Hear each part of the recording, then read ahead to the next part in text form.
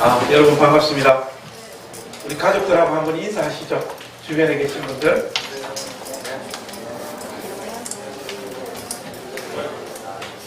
우리 교회는 왜 인사를 하면서도 인상을 씁니까? 네. 이번 주에 재밌는 통계를 우리 문화공보부가 발표한 걸 봤는데, 우리 개신교, 이제 가톨릭을 제외한 전 세계 개신교 인구 분포도가 나왔더라고요. 그래서 우리 교단이 이제 침례교니까 눈여겨 이렇게 보니까 전 세계에서 우리 장로교는 1800만. 근데 교세가 미국하고 한국에 밖에 없어. 거의. 근데 전 세계 장로교인의 3분의 1이 우리나라에 있다. 빨리 좀 어떻게 됐으면 좋겠습니다. 그리고 우리 침례교회는 장로교가 1800만이고 우리 침례교회가 9000만.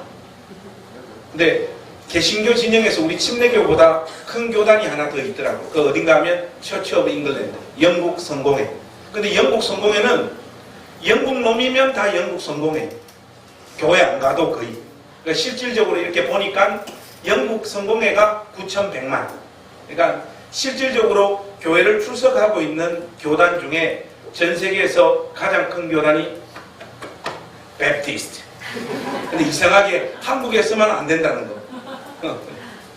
재미있더라고요. 그리고 감리교회가 한 7600만 정도 돼요.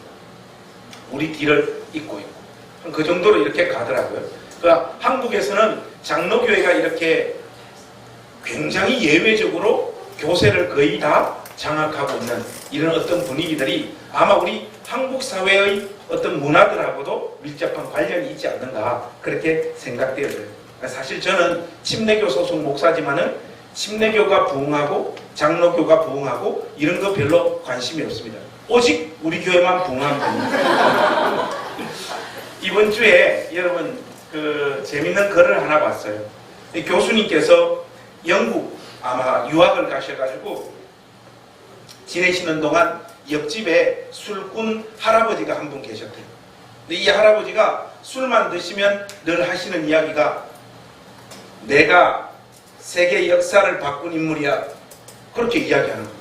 이렇게 보면 그냥 동네 아무 볼품없는 할아버지, 그냥 말년에 술을 의지해서 자기 삶을 지탱하고 있는 할아버지가 술만 드시면 하는 말이 내가 세계 역사를 바꾼 인물이야. 나한테 잘해라. 이런 이야기들을 하셨대요. 그래서 할아버지한테 할아버지 어떻게 세계 역사를 바꾸셨는가 이렇게 물어보니까 할아버지께서 이야기를 하시는 거예요. 이 할아버지가 1차 세계대전에 일반병으로 참전하셨대요. 참전하셔서 전쟁하는 중에 포로를 한 명 자기 부대에서 잡은 거예요. 그래서 본부는 뒤에 있고 할아버지가 소속되어 있는 소대는 앞으로 나가 있어가지고 이 붙잡은 포로를 다 포획해가지고 묶은 다음 본부로 데려주고 와라. 그래서 두 사람이 이 포로를 앞에 세우고 묶은 다음에 인도하면서 갔는데 그 중에 이 할아버지도 한 명 포함되어 있었던 거예요. 근데 두 명이 이렇게 데리고 가다가 고참이 배가 너무 아파가지고 일을 보고 있는데 할아버지는 총을 겨누고 이 포로를 지키고 있는데 한 명밖에 없으니까 이 붙잡힌 포로가 죽을 힘을 다해가지고 도망을 가는 거예요. 서라고 막 잡으러 갔는데 결국 놓쳐버린 거예요. 묶인 채로 필사적으로 산을 구르고 어떻게 해가지고 놓쳐버린 거예요. 그래서 놓쳐버렸다고 보고를 하니까 난리가 난 거죠. 욕 실컷 듣고 해서 도대체 자기들이 놓친 이 사람이 누군가니까 이 독일 사람인데 아돌프 히틀러.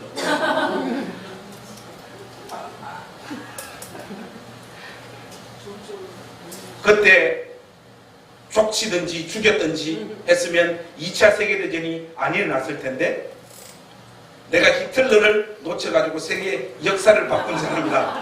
할아버지가 그렇게 이야기를 하더라고요. 저는 이 이야기를 읽으면서 우리 예수 믿는 신자들도 좀 자신감 넘치는 정체성을 가지고 살아야 되겠다, 그런 생각을 했습니다. 여러분들은 누구입니까? 우리는 하늘에 속한 모든 신령한 복을 이미 하나님으로부터 받은 존재고, 우리의 삶과 운명이 그 하나님의 능하신 손안에 있는 자들인 줄로 믿습니다. 세상 사람들이 우리를 볼 때 우리는 별 볼 일 없는 사람이지만은 우리는 하나님 이외의 것들로는 우리의 자랑을 삼지 않겠다라고 결심한 사람들입니다. 하나님 이외에는 다른 어떤 것에도 미련이나 아쉬움을 두지 않는 자리로 우리는 부름받고 있고, 이것이 우리의 신앙의 목표이며 방향이며 지향인 줄로 믿습니다. 바로 거기에서 나오는 믿음의 힘을 가지고 세상을 이기는 사람이 저와 여러분들인 줄로 믿습니다. 미련을 남길 만한 여지가 예수 이외에는 아무것도 없는 우리를 세상이 이길 수 없는 법이죠. 오늘 본문 말씀을 보니까 베드로는 성령 충만하여 기탄 없이 그리스도가 누구신지를 설명하고, 예수께서 죽음의 권세를 깨뜨리고 부활하셨음을 담대하게 선포합니다. 그 구체적인 내용은 4장 12절 말씀이에요. 지난주에 우리가 본문으로 삼았던 다른 이름으로는 구원을 얻을 만한 이름을 주신 적이 없다, 이것이 베드로가 외치고 있는 메시지의 핵심이라고 할 수 있죠. 베드로의 이 담대한 선포 앞에 종교 당국자들과 사두개인들은 어떻게 반응하고 있습니까? 여러분 13절 말씀 우리 한번 다 같이 읽겠습니다. 시작. 그들이 베드로와 요한이 담대하게 말함을 보고 그들을 본래 학문 없는 범인으로 알았다가 이상히 여기며 또 전에 예수와 함께 있던 줄을 알고, 제가 신학교 가서 헬라어를 공부를 하다 보니까 헬라어에서 파생되어진 영어 단어가 굉장히 많더라고요. 여러분들 이 13절 말씀에도 두 개가 나오는데, 여러분 특별히 사두개인들이 베드로를 지금 평가하고 있는 그 묘사한 내용 중에 학문 없는 범인이라고 하는, 이 학문 없는이라고 하는 이 헬라어 단어가 아그라마토예요. 아그라마토. 이 아는 부정적도로 그냥 빼버리면 그라마토이가 남잖아요. 여러분 영어로 문법이 뭡니까? 그래머죠. 여기서 나온 거예요. 한마디로 문법이 없는, uneducated, 교육받지 못한 이런 존재로 베드로를 인식하고 있는 거죠. 여러분 이 말은 베드로가 글을 읽거나 쓰지 못한 존재였다라고 하는 말이 아닙니다. 여기는 학문이 없다라고 하는 이 말은 유대인들 중에 하나님 말씀을 가르치기 위한 납비 교육을 정식으로 받지 않은 인물이었다 하는 그 말이 바로 학문 없는이라고 하는 이 아그라마토이에 담겨져 있는 의미죠. 그런 다음 또 베드로를 어떻게 이들은 이해하고 있습니까? 학문 없는 범인이었다. 이 범인에 해당되어지는 헬라어는 이디오타이. 자, 여러분들의 실력을 한번 확인해 보겠습니다. 여러분 이디오타이에서 파생되어진 영어 단어가 뭐겠습니까? 여러분 이미 알고 있어요. 뭡니까? idiot. 여러분 인도 영화 새 얼간이 보셨죠? 거기에 얼간이에 해당되어지는 단어가 이디오타입니다. 바로 여기에서 나온 거예요. 이디오타이. 그러니까 이들은 베드로를 볼 때 고린도전서 14장에서 이 똑같은 단어가 무식한 자들로 이렇게 번역되어져 있고요. 그리고 고린도후서 11장에는 부족하다라고 하는 동사가 동사형으로 이 이디오타이가 등장하고 있습니다. 한마디로 베드로의 설교를 들은 종교 당국자들과 사두개인들은 베드로를 정식 교육을 받지 않은 무식쟁이 정도로 인식했다는 거예요. 그런데 그런 인간이 베드로가 원래 가지고 있었던 격과 수준을 뛰어넘는 연설, 우리로 보자면 설교를 쏟아놓고 있는 거예요. 그러니까 당연히 이상하다라고 느낄 수밖에 없는 거죠. 여러분 이런 현상도 어떤 의미에서는 초자연적인 기적이라고 할 수 있죠.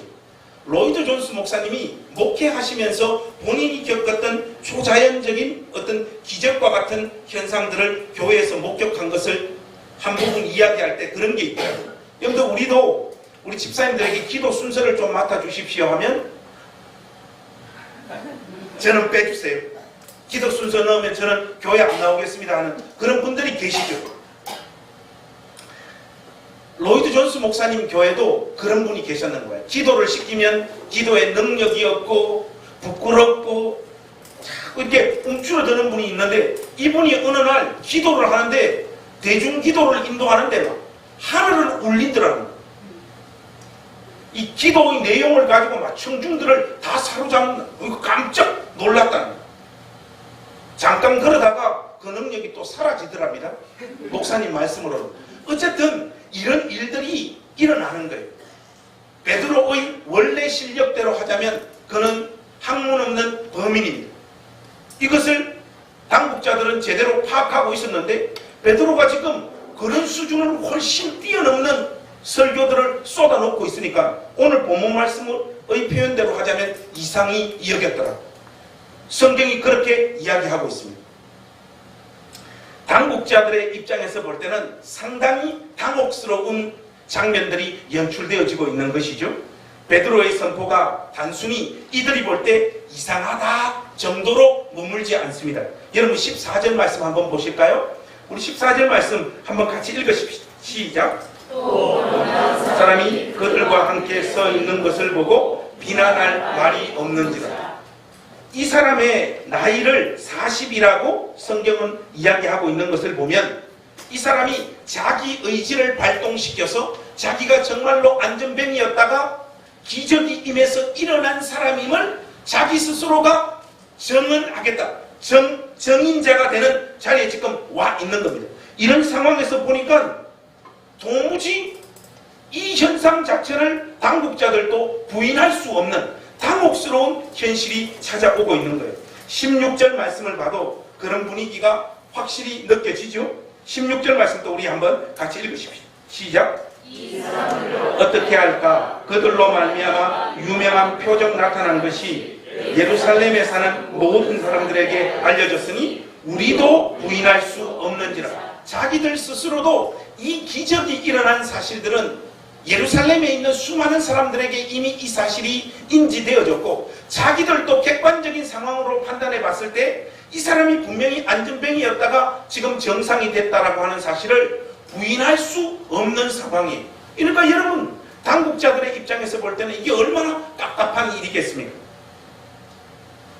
그들의 입장에서 보자면 이 기적 자체를 부인하는 일은 이제는 불가능한 상황이 되었고, 다만 자기들이 죽인 예수라고 하는 자가 죽음에서 부활하여 이 기적을 일으킨 것은 아닐 수도 있지 않느냐. 이것이 그들이 만들어낼 수 있는 최대한의 논리고 방어책입니다. 그래서 그들은 이 사실로 밀고 가려고 합니다. 기적이 일어났지만 이것을 죽은 예수가 부활하여 일으킨 것은 아니다. 이 논리대로 밀고 나가면서 18절 말씀에 보면, 자, 여러분들 18절 말씀도 우리 한 목소리로 한번 같이 보십시다. 시작. 그들을 불러 경고하여 도무지 예수의 이름으로 말하지도 말고 가르치지도 말라 하니, 사실 이것도 구육지책이에요. 여러분들 21절 말씀 보니까 관리들이 백성들 때문에 그들을 어떻게 처벌할지 방법을 찾지 못하고 다시 위협하고 놓아주었더라. 그들은 뾰족한 완벽하게 이 사실을 덮을 만한 방법을 찾아내기가 상당히 어려워서 그냥 사도 베드로와 요한을 그냥 풀어줬더라. 성경이 그렇게 이야기하고 있습니다. 여러분, 오늘 본문 상황을 종합해보면 그들은 베드로의 진술과 설교에 압도되어졌던 것이 틀림없습니다.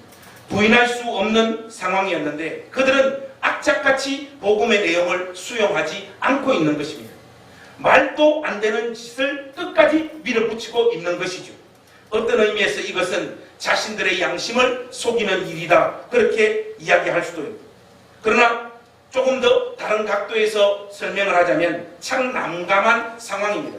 공격할 수 있는 결정적인 빌미를 제공만 해주면 융단 폭격을 가하겠는데 그런 여지도 없고, 베드로의 기적 배품 사건, 그로 인한 베드로의 명성이 객관적인 사실의 기초에 있기 때문에 그것을 부인할 수도 없는 이 상황에 그들이 내몰려 있는 것이죠. 바로 이럴 때를 두고 그들의 입장에서 표현하자면 미치고 환장할 노릇이다. 그렇게 이야기할 수 있지 않겠습니까? 바로 이 상황에서 그들이 최종적으로 내리고 있는 결론이 무엇입니까? 이렇게 베드로의 설교가 명백하고 증거가 있음에도 불구하고 그들 스스로도 부인할 수 없는 내적 양심의 상태가 되었음에도 불구하고 그들은 믿지 않았더라. 성경이 그렇게 우리에게 증언하고 있는 것입니다. 여러분, 이 내용들을 조금 더 보충하기 위해서 우리 요한복음 10장으로 한번 넘어가 보십시다. 세상의 생리와 반응들이 어떻게 터져 나오는 것임을 우리가 한번 확인해 봅시다. 요한복음 10장 22절 22절에서 25절 말씀까지 우리 한번 교도하겠습니다. 제가 22절 읽겠습니다. 예루살렘에 수전절이 이르니 때는 겨울이다. 유대인들이 애워싸고 이르되 당신이 언제까지나 우리 마음을 의욕하게 하려 하나이까? 그리스도이면 밝히 말씀하소서 하니 예수께서 대답하시되 내가 너희에게 말하였으되 믿지 아니하는도다. 내가 내 아버지의 이름으로 행하는 일들이 나를 증거하는 것이거늘. 여러분, 여기 보면 수전절이라고 했잖아요. 그래서 여러분들이 일반적으로 유월절이다 뭐 이러면 잘 아세요. 맥추절이다 이러면 그 의미를 잘 아시는데 수전절이 뭐하는 날입니까? 이렇게 물어보면 교회를 꽤 오래 다닌 사람들도 잘 알지 못해요. 여러분들 이 수전절은 이방왕 시리아의 안티오쿠스 에피파네스라고 하는 자가 이스라엘 백성들의 종교의 핵심 거점인 성전 그 번제단 위에 제우스상을 올려놓았거든요.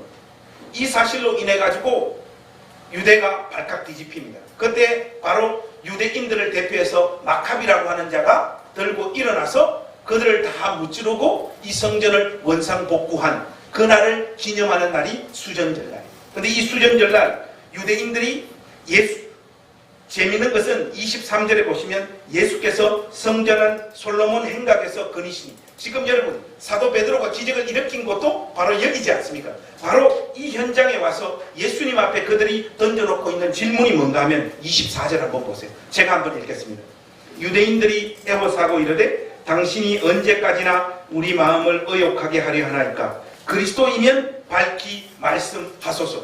당신이 그리스도이면 그리스도라고 우리에게 분명히 말씀하십시오. 그렇게 그들이 묻고 있는 거예요. 이들의 대답에 대해서 예수님께서 어떻게 응답하고 있습니까? 여러분 25절 우리 한번 더 읽어보십시다. 시작. 예수께서 대답하시되 내가 너희에게 말하였으되 믿지 아니하는도다. 내가 내 아버지의 이름으로 행하는 일들이 나를 증거하는 것이요. 예수님은 이미 그들에게 분명한 이적과 기사를 수도 없이 보여주셨어요. 예수님 자신이 하늘로부터 오신 그리스도임을 명명백백하게 그들에게 보여줬단 말이죠. 그러나 그 아무리 명백한 이적을 보여줘도 그들은 설득되어지지 않습니다. 설득이 안 되려고 이미 마음을 먹고 있는 것이에요. 여러분, 이게 지금 어떤 상황인가 하면요, 여러분 혹시 요즘은 이런 식의 집회들이 우리 한국 교회 안에 많이 사라졌지만은 옛날에는 뭐 부흥회 또 신유 집회 같은 것들이 많았잖아요. 기도회를 뜨겁게 하면, 그래서 막 기도회 막 뜨겁게 하면 앞으로 다 나오라 하잖아요. 하면 일렬로 줄을 쫙 씁니다. 하면 강사님이 이마에 대고 탁 밀면 어떻게 됩니까? 쓰러져요. 근데 이상하게 제가 이렇게 비디오 상으로 이렇게 의심이 많은 도마인지라 이렇게 가만 보면 남자들보다는 주로 여자들이 주로 잘 자빠져요. 갖다 대면 여자들이 다 넘어집니다. 여러분, 그 여자들이 넘어지는 이유가 뭔지 아십니까? 1번 성령이 임했다. 2번 앞으로 나올 때부터 넘어지기로 마음을 먹었다. 몇 번입니까? 2번입니다. 여러분. 그냥 넘어지는 것 보고 그냥 저처럼 온유하고 성격이 비교적 부드러운 사람은 목사님을 통해서 오늘 은혜가 임하는구나 그렇게 생각을 하는데, 까칠까칠한 사람들 있잖아요. 이양 저거 다 사기야. 나는 죽어도 아무리 아무리 믿어도 나는 넘어지지 않을 거야. 그렇게 가지고 앞을 나가는 사람은 성령, 성부 하나님, 예수님이 동시에 임해도 안 넘어지게 돼 있어요. 실질적으로 그런 사람이 있습니다. 목사님이 막 미는데도 이렇게 해서 넘어지지 않아요. 그럼 어떻게 하는가 하면 강사님이 완악하도다, 저희 가서 더 기도해, 그렇게 이야기하고, 좀 부드러운 부흥 강사는 여기서 이렇게 방해하시면 안 됩니다. 유대인들에게 예수님은 그리스도가 될 수 없습니다. 왜냐? 니는 그리스도라고 우리가 인정하지 않겠다라고 이미 마음을 먹고 있는 거예요. 그런 예수님이 명백하게 그리스도이심을 보여주는 수많은 기적들을 펼쳐 보인다 하더라도 그들은 예수님을 그리스도로 받아들이지 않을 수밖에 없는 거죠. 증거가 명백히 확보된 진술과 초자연적인 기적이 그들 눈앞에 이루어져도 그들은 믿지 않습니다. 엄밀히 말해서 그들이 요구하는 객관적이고 명백한 그리스도는 존재하지 않습니다. 왜 그런가 하면 믿음은 관계를 기초로 하여 예수님을 받아들일 때만 그 예수님이 그리스도이심을 보여지기 때문에 그렇습니다. 그렇다면 이들의 마음이 믿지 않기로 작정한 그 근본적인 원인과 이유는 어디 있을까요? 이 부분을 우리가 최종적으로 한 번 더 추적해 들어가 봐야 됩니다. 이것과 관련해서 여러분 요한복음 5장으로 한번 가보십시다. 이들이 예수님을 그리스도로 인정하거나 믿지 않기로 마음을 먹고 있는 핵심적인 이유가 요한복음 5장 40절에서 우리 44절 말씀까지만 한번 교독하겠습니다. 제가 40절 읽을게요. 자, 5장 40절 제가 읽겠습니다. 그러나 너희가 영생을 얻기 위하여 내게 오기를 원하지 아니하는도다. 나는 사람에게서 영광을 취하지 아니하노라. 다만 하나님을 사랑하는 것이 너희 속에 없음을 알아노라. 나는 내 아버지 이름으로 왔음에 너희가 영접하지 아니하나 만일 다른 사람이 자기 이름으로 오면 영접하리라. 44절 같이 하십시다. 너희가 서로 영광을 취하고 유일하신 하나님께로부터 오는 영광은 구하지 아니하니 어찌 나를 믿을 수 있느냐. 여러분 44절이 정답입니다. 자신들이 이 땅에서 소유하고 싶어하는 자기 영광을 포기하지 못하는 거예요. 자기 영광을 포기하지 못하는 자는 하나님으로부터 오는 유일한 영광의 실체이신 예수 그리스도를 영접할 수 없는 것이다. 성경이 그렇게 말하고 있습니다. 여러분 자기 영광이라고 하는 이 말을 조금 더 쉽게 설명을 하자면 무엇일까요? 간단합니다. 자기들이 가지고 있는 기득권, 재산, 명성, 인기, 권력, 영향력 때문에 예수님을 수용하고 믿을 수 없다는 거예요. 예수님을 영접하고 그분이 그리스도이심을 인정하여 예수님 요구하시는 삶의 자리로 갈 때에 자기들이 가지고 있었던 이 모든 자기 영광들을 어쩌면 포기해야만 되는 거기에서 오는 두려움들을 그들은 직감적으로 느끼고 있는 것입니다. 그것 때문에 예수님을 받아들일 수 없는 것이죠. 여러분 사람이 뭘 붙잡을 만한 여지나 미련이나 내용이 없을 때 심장이 어떻게 됩니까? 담대해지는 것이에요. 누가 최근에 저보고 좀 아픈 이야기를 하시더라고요. 페이스북 메시지로 어떤 분이 이런 글을 보내셨습니다. 목사님, 요즘 목사님께서 3년 전에 보여주신 그런 기독교의 야성이 담겨져 있는 그런 글이 아니라 요즘 목사님의 글은 말랑말랑하고 너무나 부드럽고 은혜로운 이야기로만 가득합니다. 그러더라고요. 그래서 저희 마음을 곰곰이 한번 생각해 봤어요. 여러분 그때는 제가 개털이었잖아요. 3년 전에는 아무것도 없어요. 지금은 다르지 않습니까?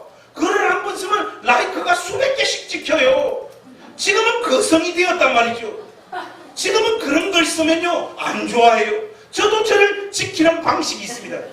옛날에는 저의 영광을 취할 것이 없지만 지금은 명성과 인기와 페이스북 권력을 쥐고 있다 보니까 글이 말랑말랑하고 부드러울 수밖에 없는 것이, 그게 사람이 가지고 있는 한계고 실존적인 모습 아니겠습니까? 지금 유대인들도 똑같습니다. 예수님의 길을 쫓아서 자기의 삶의 방향을 결정하기에는 자기들이 쥐고 있는 것들이 너무 강력하고 많은 것이에요. 그게 인간입니다. 따르더라도 자기 지식대로 따르겠다. 이것이 인간이 가지고 있는 고집이죠. 여러분, 이것이 그리스도의 복음 앞에 세상이 보이는 세상의 생리형 반응입니다. 이 사실을 여러분들이 마음 깊이 새기고 있으셔야 됩니다. 이게 무슨 말인고 하니, 여러분들이 그 아무리 진실하고 능력 있는 신앙생활을 하고 예수님을 닮은 모습으로 세상 앞에 선다고 할지라도 세상은 여러분들의 그 모습에 감동하여 여러분들이 믿고 있는 그 예수님 앞으로 나아오지 않습니다. 세상을 볼 것도 없습니다. 여러분 가족들 한번 보세요. 여러분들 가족들 중에 예수 안 믿는 분들 있죠. 아니면 예수를 대충 믿는 분들 있죠. 여러분들은 최선을 다합니다. 정성을 쏟아붓습니다. 제발 나와 함께 신앙생활 제발 좀 똑바로 하자 하고 그 펼쳐 보이는 지랄과 같은 삶도 온유함으로 끝까지 여러분들이 견뎌내시잖아요. 그러면 여러분들의 가족들이 여러분들의 그 모습을 보고 어머 너무 감동스럽다. 나 이제부터 마음 고치고 새 사람 되겠다. 그런 일들이 벌어지느냐? 절대로 벌어지지 않습니다. 사람은 자기만이 가지고 있는 자기 영광이 있습니다. 어떤 이들은 이 파이가 크고 어떤 이들은 이 파이가 적을 뿐이지 자기 영광에 중독되어진 것이 모든 인생들의 특징임을 여러분들이 기억하셔야 됩니다. 여러분들의 기도와 눈물의 호소, 그들을 위해서 오래 참는 삶의 헌신에도 불구하고 세상은 독고다이 자기 길로 그냥 흘러가게 되는 겁니다. 그러니까 여러분 저를 찾아와서 이제 더 이상 목사님 우리 가족은 왜 이렇게 매달려도 교회 나오지 않나요? 이렇게 묻지 마시라고요. 세상이 보이는 그 매정하고 무정한 태도가 바로 자기 영광에 중독되어져 있는 모든 인생들의 보편적인 특징입니다. 그들의 그 차가운 반응들은 우리를 향해 분명한 신호를 보내고 있는 것이죠. 네가 그 아무리 헌신적이고 그 아무리 열심히 간절히 애원하고 나한테 호소를 해도 나는 예수 안 믿어. 이 신호를 분명히 던집니다. 여러분 이것의 오늘 본문 버전이 몇 절이냐? 18절 말씀이에요. 여러분 우리 한번 본문 열어서 18절 말씀 한번 다 같이 읽어보겠습니다. 18절 한번 우리 같이 읽겠습니다. 시작. 그들을 불러 경고하여 도무지 말하지 말고 가르치지도 말라. 자, 여기서 오늘 설교의 분수령으로 우리는 진입합니다. 여기 사도들이 펼쳐 보이는 반응이 무엇입니까? 예수 이름으로 말하지도 말고 가르치지도 마라. 그렇게 이야기할 때 베드로가 보이고 있는 반응이 뭐예요? 19절과 20절에 그 내용이 나와 있잖아요. 여러분 베드로와 요한이 대답하여 이르되 하나님 앞에서 너희 말을 듣는 것이 하나님의 말씀을 듣는 것보다 옳은가 판단하라. 우리는 보고 들은 것을 말하지 아니할 수 없도다 하니.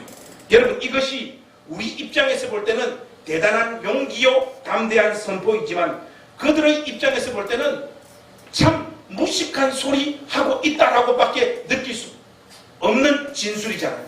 이제까지 붙잡아가지고 협박하고 공갈포를 놓으면서 다시는 예수 이름으로 말하거나 다른 사람들에게 가르치지 말라 이야기를 하고 있는데 우리는 하나님 앞에서 사람의 말을 듣는 것보다 하나님 말을 들어야 되고 우리는 우리가 듣고 본 바를 선포할 수밖에 없다. 똑같은 이야기를 계속해서 더 담대하게 이야기하고 있는 것이 베드로의 모습입니다. 우리가 생생히 보고 들은 그리스도의 도를 전할 수밖에 없다. 이것이 베드로의 입장이죠. 바로 너나 잘 믿고 니나 예수 안에서 살다가 가고 우리에게는 더 이상 예수 그리스도의 도에 대해서 이야기하지 말라라고 협박하고 악다구리를 쓰고 우리에게 부탁을 하는 세상을 향해서 사도들이 선택한 방법은 다른 것이 아닙니다.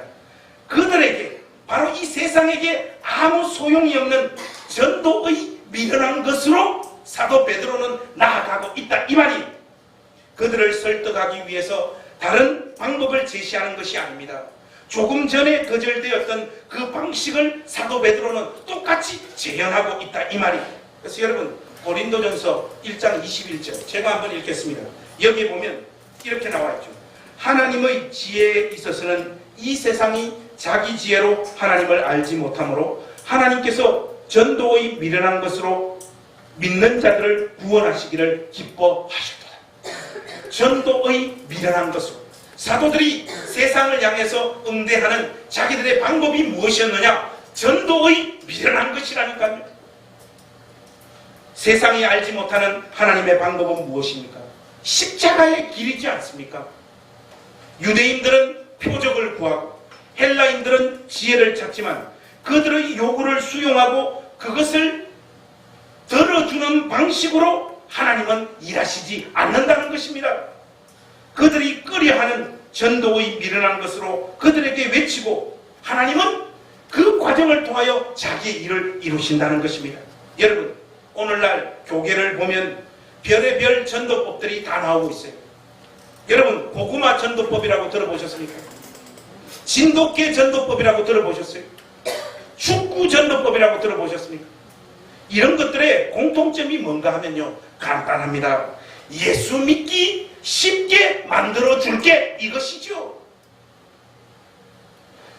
믿지 않는 자들의 마음을 얻을 수 있는 효과적인 방법을 전도법이라고 하는 이름을 붙여서 시행되어지고 있는 교회 성장을 목표로 하여 이런 짓들이 교계 안에 판을 치고 있다 이 말이에요.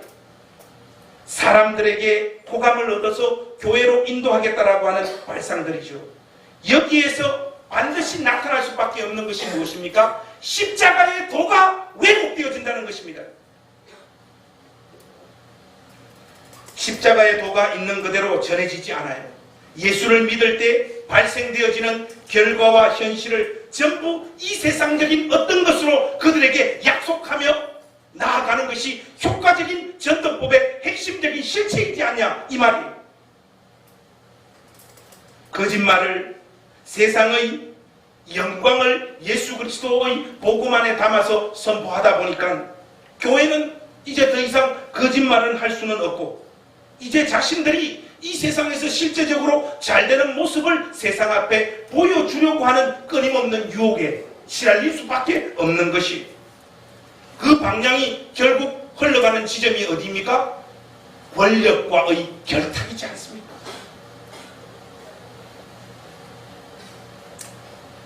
페이퍼 로드 출판사에서 나온 거룩한 제국이라고 하는 책이 있습니다. 이게 아주 좋은 책이에요. 제가 아주 중요한 부분들을 좀 발췌해 왔습니다. 여러분 한번 들어보십시오. 기독교 전통은 정치 권력에 편성하여 그들의 정치적인 성향을 지지하면서 자신들의 가치를 전개하고 사회적 위상과 영향력을 확보하고 미국 패권주의적 정치에 동조하며 미국이 주도하는 신자유주의 경제를 지지하면서 자신들의 목소리를 내는 것이다. 이렇게 이야기를 하고 있습니다. 한 부분 더 읽어드릴게요. 정치 권력을 이용한 종교 세력의 대사회적 영향력의 확대를 공격적으로 꾀하는 종교운동이 바로 기독교의 근본주의 운동입니다. 따라서 근본주의는 그 강조점이 교리의 신봉 정도의 차원에서 끝나는 것이 아니라 사회적 차원에서의 교리 수요, 즉 교리에 입각한 대사회적 반응과 운동의 정치와 정도에 있다. 이렇게 이야기합니다. 여러분 이게 미국적인 상황을 설명하고 있는 책이지만은 우리나라 현재 한국 기독교의 현실도 토시 하나 틀리지 않고 똑같아요. 이렇게 친절하게 읽어드려도 여러분들의 눈동자는 전혀 감을 잡지 못하는 그런 눈빛입니다. 여러분 이게 지금 무슨 말입니까? 교회가 세상의 정치 권력과 손을 잡고 세상의 보수적인 이데올로기의 가치를 떠받치는 핵심 기관이 되어버렸다. 그렇게 이야기를 하고 있는 것이에요. 세상에서의 힘을 축적하는 일에 교회가 온 힘을 쏟아붓고 있다 이 말입니다. 여러분 우리도 마찬가지지 않습니까? 초창기도회 해야지요. 저는 뭐 그런 부분에 있어서 되게 심하게 반대하는 사람 아닙니다. 내년 초창기도회에 제가 강사로 갈지 어떻게 알아요? 비웃습니까 지금? 초창기도회에서 저 부르면 저 가야 됩니까? 안 가야 됩니까? 가야죠. 그런 데는 돈을 많이 줍니다. 여러분 저는 그러한 부분들에 있어서 불만이 없습니다. 예수 믿는 사람들이 모여서 나라를 위해서 기도하는 것 나쁘지 않죠. 문제는 뭔가 하면 왜 거기에 믿지 않는 대통령을 쳐불러가지고 강단에 세우냐 말이에요. 이것은 정치 권력과 우리 기독교 신앙이 손을 잡는 것입니다. 왜 대통령을 거기 부르는 겁니까? 우리 잘 봐달라 이거 아니에요. 목사들 세금 내야 되는데 한 2년 유예해 주시고 과세율도 일반 직장인들보다 좀 팍팍 줄여주시기를 간절히 부탁합니다. 그러지 달라고 대통령을 부르고 있는 거 아니냐 말입니다. 하나님이 우리와 함께하고 있음을 그런 식으로 입증하고 싶은 겁니다. 세상에 예수를 믿으면 이렇게 세상적으로도 잘난 사람이 될 수 있다는 것을 기독교 전체가 집단적으로 뿜어내는 행동이 바로 초창기도회와 같은 모습이라는 것이죠. 사랑하는 행신교회 가족 여러분, 하나님의 일하시는 방식은 결단코 이 세상을 설득해서 그들의 구미에 맞는 일을 이루어 주므로 어떤 힘을 확보하여 예수 믿는 자에게 영광이 있음을 보여주는 것이 아님을 여러분들이 기억하셔야 됩니다. 전도의 미련한 것으로 하나님은 일하심을 잊지 마십시오. 세상이 관심도 없고 그들에게 아무런 매력도 없는 주께서 지신 십자가, 그 십자가의 길만이 교회가 끝까지 붙잡고 고수하고 걸어가야 될 우리의 전도법인 줄로 믿습니다. 우리는 이 세상의 강포와 압제와 완악함 앞에서 두들겨 맞고 짓밟히는 것을 두려워해서는 안 됩니다. 신앙과 기도로 그것을 면제받을 뿐만 아니라 그들을 꺾는 세상적인 힘을 하나님으로부터 확보하는 방식으로 우리의 교세를 확장시키는 것, 이것은 엄밀히 말해서 예수 그리스도의 십자가의 도를 그들에게 전하는 것이 아니라 우리의 힘을 그들에게 과시하는 것밖에 되어지지 않습니다. 결론을 맺겠습니다. 오직 예수 안에만 구원이 있다라고 하는 이 배타적인 외침을 소유한 사람들이 바로 저와 여러분들인 줄로 믿습니다. 확실히 기독교의 구원론은 독선적이고 배타적이고 일방적입니다. 예외를 두지 않으니까요. 우리는 이 교리와 주장을 절대로 세상 앞에 양보할 수 없습니다. 그런데 말이죠, 예수 안에만 구원이 있다는 이 교리를 가지고 누군가를 공격하거나 다른 종교의 어리석음을 드러내거나 우리의 잘남을 선포하라고 하나님께서 이 교리를 우리 가운데 주고 계신 것이 아니에요. 이 사실을 세상에 알리고자 하는, 전하고자 하는 그 입장에서는 그들에게 짓밟히고 조롱당하고 그들의 다리 사이로 기어 들어가는 수모를 겪더라도 예수 안에만 구원이 있다는 것은 사실임을 우리 삶으로 펼쳐 보여야 되는 그 자리로 우리는 부름받고 있는 줄로 믿습니다. 그들 중에 누군가 우리를 패고 조롱하다가 양심에 이것은 아닌데 하는 자리로 나올 수 있는 사람들이 생기는 거예요. 그것이 바로 십자가의 길이에요. 도대체 저들은 왜 일방적으로 손해를 보고 포기하고 양보하고 죽음의 자리까지 내몰리면서도 두려워하지 않는 것일까 하는 그 고민들을 믿지 않는 자들의 마음속에 발생시키는 유일한 길은 우리가 주님 걸어가신 그 십자가를 짓는 방법밖에 없는 줄로 믿습니다. 이것 이외의 것들로 행신교회의 핵심적인 내용으로 채우려고 하지 마십시오. 사랑하는 우리 행신교회 가족 여러분, 여러분들의 가족들과 친구들을 죽기까지 섬기십시오. 여러분들이 오직 예수 안에만 구원이 있다라고 선포하는 베드로와 동일한 위치에 있는 사람들이라면 여러분들의 자존심, 굴욕, 조롱, 그것이 다 뭉개지고 다 짓밟혀지는 그 수모를 감당할 수 있기를 바랍니다. 여러분들의 그 별것 없어 보이는 하루살이와 같은 그 삶의 내용들을 통하여 하나님은 그 누군가를 예수 안으로 부르실 줄로 믿습니다. 여러분, 철들자 망령이라는 말 아시죠? 예수 믿고 그렇게 고생하면서 가족들과 친구들과 이웃들을 섬겼는데, 특별히 가족들 중에 남편들은 보통 언제 온전히 믿고 떠납니까? 죽기 전에 믿고 떠납니다. 목사님, 예수 믿고 내가 이렇게 헌신했는데 고작 내가 보는 것이 죽기 전에 우리 남편 나도 이제 믿을게 빠빠이 하고 가는, 그거 보자고 이 헌신의 길을 가야 됩니까? 가야 됩니다. 여러분들이 감당하고 있는 그 별 볼 일 없는 그 수고와 헌신 같아 보이는 그 삶, 아무나 감당할 수 있는 것이 아닙니다. 십자가의 은혜가 가슴 속에 깊이 새겨진 자, 예수님께서 죽음의 권세를 깨뜨리시고 부활하셨다는 것을 명명백백하게 믿고 오로지 예수 안에만 구원이 있다라고 하는 것을 정말로 확신하는 자들만이 그 별것 아닌 열매를 위하여 우리의 전 생애를 쏟아부을 수 있는 것이에요. 마지막으로 여러분들에게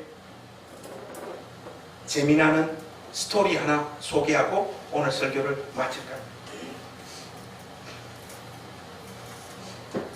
영화인 이야기. 배달 왔습니다. 문을 열면 항상 그곳에 남루한 배우들이 있었다. 나는 근처 인쇄소의 배달부, 극단의 배우들에게 자주 인쇄물을 배달하곤 했었다. 그것이 나의 직업이었다. 하루는 극단의 단장인 이윤택 선생이 나를 급하게 불렀다. 야, 배달부, 너 배역 하나만 맡아라. 화투 잘 치게 생겼다. 쓰리고 이것만 한번 외치면 돼. 그렇게 나는 화투 치는 문상객 역할을 맡게 되었고, 그때부터 나의 연기 인생은 시작되었다. 그러나 연기란 게 참 고달픈 길이지 않는다. 죽을 만큼 힘들어. 게다가 나는 준수한 외모도 아니어서 항상 조연신세였다. 나에게 돌아온 배역은 바보, 깡패, 죄수 같은 것들이었다. 사람들은 말했다. 야, 이 새끼야, 언제까지 가짜는 배역만 맡을래? 배우라면 주연 한번 맡아야 되는 거 아니야? 그때마다 나는 이렇게 생각했다. 주연? 난 그런 것에 관심 없어. 두고 봐라. 난 니네들이 말하는 가짜는 배역을 끝내주게 소화하는 배우가 될 테니까. 그 뒤로 나는 주어진 배역들을 묵묵히 해나가기 시작했다. 그러자 놀라운 일이 벌어졌다. 사람들이 무시해서 나밖에 하지 않았던 역할들은 어느새 나만 할 수 있는 역할이 되어 있었다. 그렇게 나는 올드보이, 7번 방의 선물, 도둑들, 국제시장 베테랑, 이 두 번이가 저는 올드보이만 못 봤네요. 에 출연하여 한국 영화 사상 그 누구도 가지지 못하는 타이틀을 손에 쥐게 된다. 누적 관객 1억, 배우 오달수. 만약 내가 주연의 자리만 욕심냈다면 아무것도 얻지 못했을 것이다. 하지만 나는 주어진 배역을 충실했을 때 나는 이미 빛나고 있어. 사랑하는 우리 행신교회 가족들, 우리는 이미 빛나고 있습니다.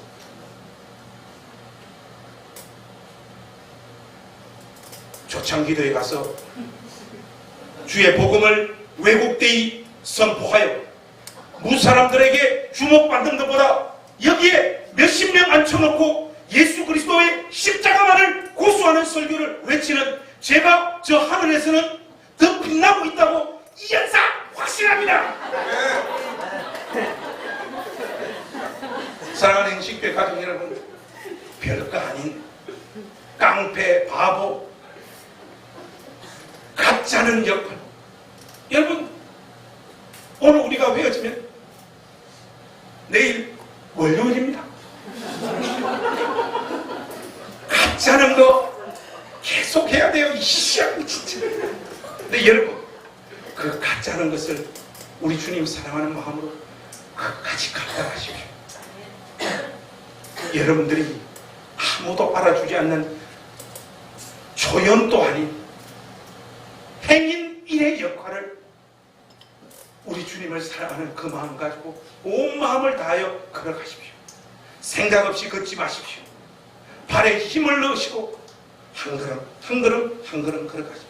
여러분들의 그 수고와 헌신과 눈물의 십자가의 길을 통하여 그 누군가를 복음 안으로 항복시키시는 하나님의 일하심을 여러분들의 전생애를 통하여 확인하는 복된 인생들이 되시기를 우리 주님의 이름으로 축원합니다. 기도하겠습니다. 하나님,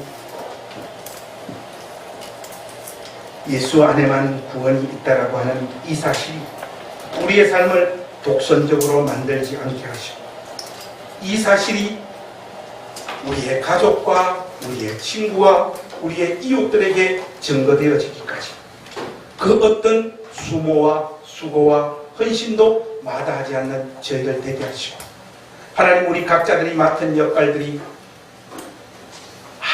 아무 것이 아니더라도 그 일을 하나님을 경외하고 하나님을 사랑하는 마음으로 온 마음을 담아 감당하는 복된 믿음의 사람들 되어지도록 은혜 베풀어 주시옵소서.